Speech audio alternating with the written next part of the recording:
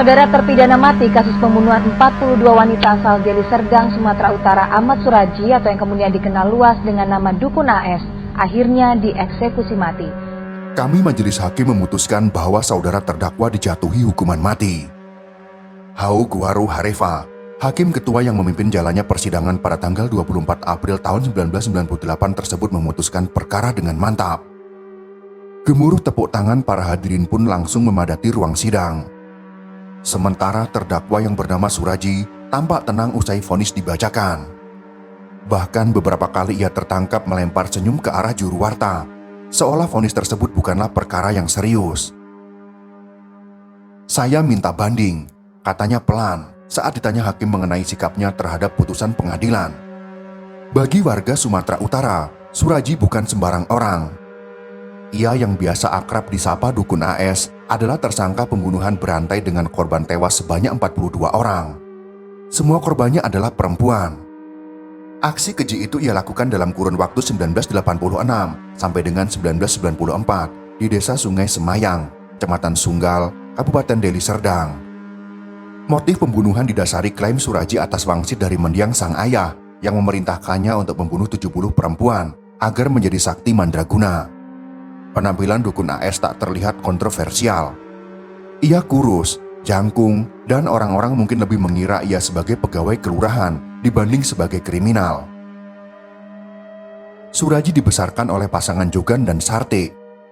Sang ayah yang berprofesi sebagai dukun meninggal kala ia berusia 7 bulan.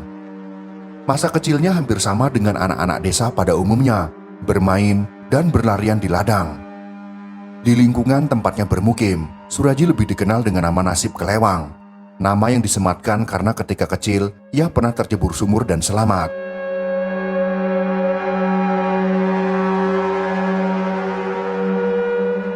Menurut pengakuan ibunya, selain bermain di ladang, Suraji juga tertarik mempelajari ilmu dukun sejak umur 12 tahun lewat buku-buku peninggalan sang ayah. Hidup Suraji berubah 180 derajat saat ia memutuskan untuk berpoligami. Tidak tanggung-tanggung, Suraji menikahi 2 perempuan sekaligus yang semuanya masih punya pertalian saudara dengan istri pertamanya yang bernama Tumini. Suraji menikah lagi dengan alasan ingin punya anak perempuan, sesuatu yang tidak didapatkannya bersama Tumini. Pada saat yang bersamaan, Suraji kian getol menyelami lautan Klenik. Ia mengaku bahwa dalam mimpinya, sang ayah kerap datang dan mengajarinya berbagai ilmu kesaktian. Terlepas apakah Suraji betulan sakti atau tidak, masyarakat setempat menganggap dirinya orang pintar alias dukun. Di rumahnya Suraji melayani bermacam jenis jasa, mulai dari pengobatan orang sakit hingga pasang susuk.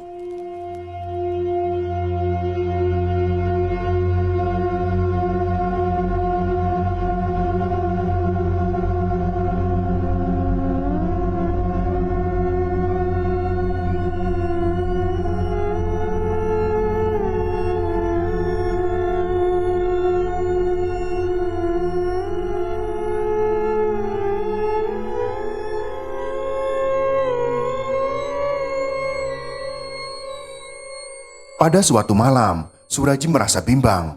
Pasalnya mendiang sang ayah kembali datang di mimpinya. Dalam pertemuan itu, sang ayah berpesan, jika ia ingin ilmunya semakin sakti dan bisa memberikan kebaikan bagi orang-orang sekitar, ia harus mengorbankan setidaknya 70 nyawa perempuan. Setelah lama menimbang-nimbang, Suraji akhirnya melaksanakan petua sang ayah. Maka diburulah sejumlah perempuan untuk ditumbalkan. Aksi brutal Dukun AS mulai terendus pada sekitar tahun 1997. Aparat Mapolsek Sunggal menemukan 42 rangka manusia di ladang tebu di Dusun Aman Damai, Kecamatan Sunggal, Kabupaten Deli Serdang, Sumatera Utara. Rata-rata korban berumur sekitar 13 sampai dengan 27 tahun. Dalam laporan dijelaskan bahwa penemuan tersebut berangkat dari informasi seorang pemuda lokal yang tanpa sengaja mendapati mayat tanpa busana di ladang tebu. Korban tersebut bernama Sri Kemala Dewi. Mulanya polisi mengira pelaku pembunuhan adalah suami Dewi sendiri. Sebab menurut keterangan warga, keduanya sempat terlibat pertengkaran pada malam sebelum Dewi menghilang. Akhirnya seorang warga bernama Andreas mengaku pernah mengantarkan Dewi ke rumah Suraji guna melakukan konsultasi. Polisi lantas menindaklanjuti keterangan Andreas. Datanglah mereka ke rumah Suraji. Saat ditanya polisi, Suraji mengaku Dewi memang mengunjungi rumahnya.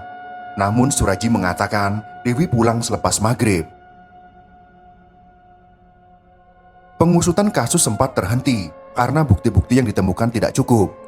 Tapi polisi tidak kehilangan akal. Mereka kemudian mendalami sejumlah laporan orang hilang dalam beberapa tahun terakhir. Dari hasil pendalaman tersebut, ditemukan satu benang merah. Sebagian besar korban adalah pasien Suraji. Temuan tersebut mendorong polisi untuk kembali mendatangi rumah dukun AS. Satu persatu sudut rumah disisir secara seksama. Akhirnya polisi menemukan beberapa helai pakaian perempuan dan perhiasan. Barang bukti itulah yang membuat Suraji ditangkap.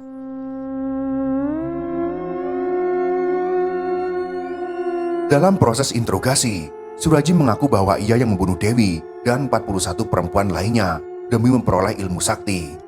Tak cuma menghabisi nyawa, Suraji juga menyikat barang-barang berharga milik korban. Kehidupan penjara turut mengubah perilaku dukun AS. Dukun AS telah bertobat dan membuang semua ilmu kebatinan yang dimilikinya selama dalam tahanan. Dukun AS diberikan penjelasan dari segi agama bahwa ilmunya tersebut dapat mempersulit dirinya ketika dijemput ajal nanti.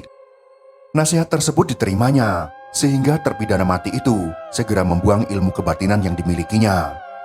Sejak membuang kliniknya, dukun AS mengikuti pengajian yang diselenggarakan 2 kali sebulan di LP kelas 1 Tanjung Gusta Medan. Kepala LP kelas 1 Tanjung Gusta Medan, yaitu Aceh Hendramin, menyebut dukun AS sudah tobat dan punya aktivitas ibadah yang luar biasa. Jika napi lain langsung keluar musola setelah sholat, dukun AS akan berdiam diri untuk berzikir dalam waktu yang cukup lama. Di tengah pertobatannya itu, dukun AS sempat merasa tertekan setelah mengetahui rencana Kejaksaan Tinggi Sumatera Utara yang akan melaksanakan eksekusi mati terhadap dirinya. Kabar tersebut membuat stres dukun AS meningkat. Ia masih berharap diberi gerasi oleh Presiden sebab sudah memperlihatkan perubahan baik dalam penjara. Setelah divonis mati oleh Pengadilan Negeri Lubuk Pakam Deli Serdang, kuasa hukum dukun AS mengajukan kasasi ke Mahkamah Agung 3 tahun kemudian. Upaya kasasi itu pun ditolak. Pada tahun 2004, dibantu Lembaga Bantuan Hukum atau LBH Medan, dukun AS melayangkan gerasi ke Presiden. Hasilnya gerasi ditolak pada tanggal 27 Desember tahun 2007. Dukun AS tidak menyerah. Beberapa minggu kemudian, tim kuasa hukum dukun AS lagi-lagi mengajukan gerasi. Upaya ini gagal membuahkan hasil. Gerasi dukun AS dikembalikan karena dianggap belum memenuhi masa 2 tahun dari gerasi pertama.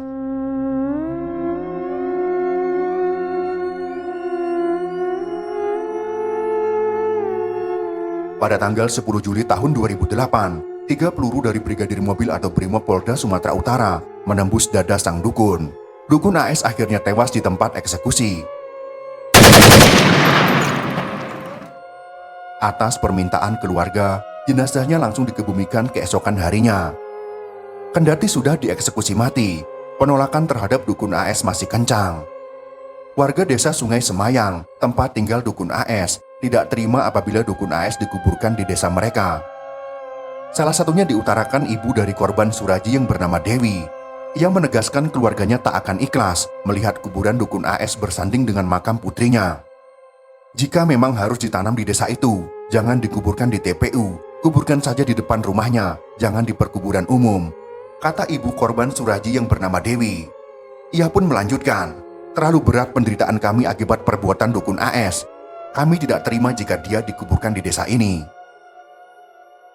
Dukun AS pernah mengatakan, sihir hitam datangnya dari Tuhan. Aku tidak memilikinya lagi. Aku telah bertobat. Kuharap aku punya kesempatan untuk hidup. Dukun AS ternyata lupa, jika sebagai manusia, kita pasti akan mempertanggungjawabkan semua perbuatan kita semasa hidup. Jika tidak mendapatkan balasan di dunia, maka balasan di akhirat pasti menanti. Itulah kisah dukun paling brutal di Indonesia yang tercatat dalam sejarah perdukunan di negeri ini. Semoga kisah ini menjadi pelajaran berharga bagi kita semua. Jangan pernah mempercayai dukun dengan segala triknya. Kita harus lebih rasional dalam menyikapi berbagai hal agar tidak mudah dibohongi. Jika kita mudah ditipu, jelas uang melayang, bahkan nyawa juga bisa terancam. Itulah sekelumit kisah tentang dukun paling brutal dalam sejarah perdukunan di Indonesia. Semoga informasi ini bisa bermanfaat untuk kita semua. Jika kalian suka dengan video ini, silakan berikan jempol ke atas. Dan jika kalian menganggap video ini bermanfaat, maka bagikanlah untuk teman-teman Anda yang lain. Terima kasih sudah menonton.